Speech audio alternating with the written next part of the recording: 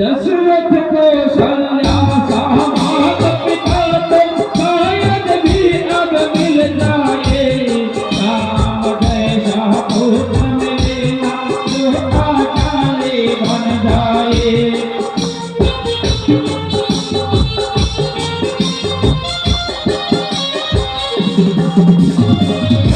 लखन सा भाई को मैं ढूंढ कहाँ से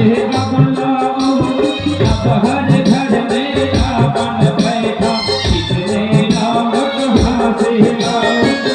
हर घर में रावण बैठा कितने राम कहाँ से लाऊं।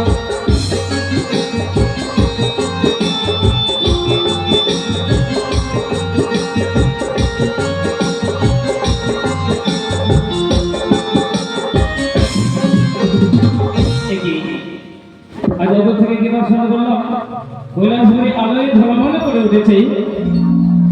তবে নিশ্চয়ই কৈলাসে কিছু ঘটতে চলেছে। এই মতো বিলম্ব না করে ছুটে যাবো মহারাজ নিকটে। না জানি আজ কৈলাস এমন করে সজ্জিত হয়েছে কেন।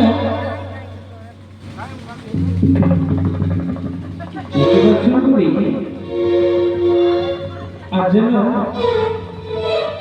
দুই চন্দ্র দর্শন করি। কৈলাসের মাঝারে এক চন্দ্র সর্বদা বিরাজিত থাকে মামার মস্তকে। আজ মনে হয় আরেক চন্দ্র এসে পড়েছে এই কৈলাসের শিখরে। তাহা দর্শন করে মনে খানা আনন্দে জড়িয়ে গেল। আর সেই আলোয় প্রতিফলিত হয়ে কৈলাস ঝলমল করে উঠেছে। সর্বাগ্রে মামাকে প্রণাম জানাই। প্রণাম তবে চরণে মামা। আমি তোমার আশীর্বাদ করি যুগে যুগে মনুষ্য কল্যাণের জন্য হরিনাম স্মরণে তুমি। তাই বলি মামা দেবশ্রী, আগে তুমি কৈলাসে এমন কি নতুন অনুভব করো? নতুন অনুভব করলাম কি মামা? দর্শন করেছি অনেক কিছুই। বলবো বলো। অদূরগত দর্শন করি কৈলাসের চূড়া স্ফটিকের নেই স্বচ্ছ হয়ে গেছে। শুক্রটালে গঞ্জিয়েছে পল্ল এমনকি মান সরোবরে সর্বহংস এবং সর্বহংসী আনন্দে কোলাহল করে উঠেছে। কোলাহল করেছে, কিন্তু বাবা একটা জিনিস বুঝতে পারলাম না। কি? তোমার বাম পাশে সর্বদা দর্শন করি হয় আমার মামি চন্দ্রী, মামি কালী, অন্যথা মামি গঙ্গা। কিন্তু আজ এহেন নারী কে তোমার বাম পাশে বিরাজিত বাবা?